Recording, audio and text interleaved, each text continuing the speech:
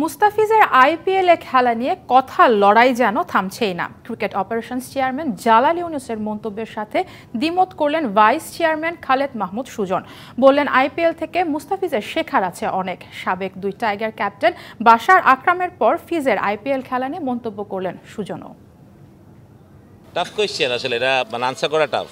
Pacer Mustafizur রহমানের পুরো IPL season খেলা উচিত কিনা, এই একই প্রশ্নের জবাবে সম্প্রতি ক্রিকেট অপারেশনস চেয়ারম্যান জালাল ইউনুসের মন্তব্য নিয়ে এখন ক্রিকেট পাড়ায় চলছে নানা আলোচনা সমালোচনা।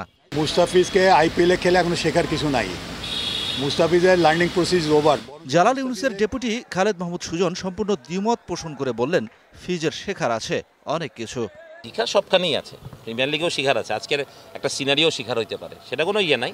অথবা উনি এটাকে ওইভাবে মিন করেননি। She is not like Tanzim Sakib anymore.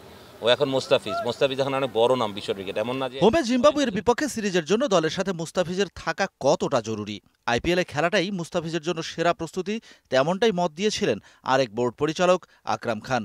জিম্বাবুয়ের সাথে খেলার চেয়ে ওখানে খেললে আমার মনে হয় যে আপনার সে অনেক কিছু লার্ন করবে। আকরামের বক্তব্যের সাথে সম্পূর্ণ দ্বিমত পোষণ করেন সাবেক নির্বাচক হাবিবুল বাশার সুমন। তার মতে মুস্তাফিজ দেশেই ফিরুক। মুস্তাফিজ অনেক ক্রিকেট খেলেছে, অনেক বড় বড় খেলোয়াড়ের সাথে খেলেছে। তবে একটা জায়গায় চেয়ারম্যানের সাথে একমত ক্রিকেট অফিসের ভাইস চেয়ারম্যান সুজন। সবার আগে দেশ, একই সাথে মুস্তাফিজের ওয়ার্কলোড ম্যানেজমেন্ট প্রক্রিয়া। মুস্তাফিজ আসা মানে জিম্বাবুয়ের সাথে খেলবে সেটা না, তার ওয়ার্কলোড ম্যানেজমেন্ট করার কথাটা যে জাল ভাই বলেছেন, তো সেটাও বলেছেন। আমার মনে হয় যে ইটস নট নেসেসারি। মুস্তাফিজ প্রথম 2 ম্যাচ নাও খেলতে পারে। আইপিএল থেকে মুস্তাফিজের শেখার কিছুই নেই, জালাল ইউনুসের এই বক্তব্যকে কটাক্ষ করে ফেসবুকে পোস্ট দিয়েছেন ফিজের BPL team Comilla Victorians coach Mohammad Salauddin. ঘরোয়া লিগে নাজমুল শান্তদের সময়টা যাচ্ছে ভালোই, আইপিএলেও দারুণ ছন্দে ফিজ। তবে এই মুস্তাফিজ প্রসঙ্গ আবার না প্রভাব ফেলে বসে হোমে জিম্বাবুয়ের বিপক্ষে সিরিজে।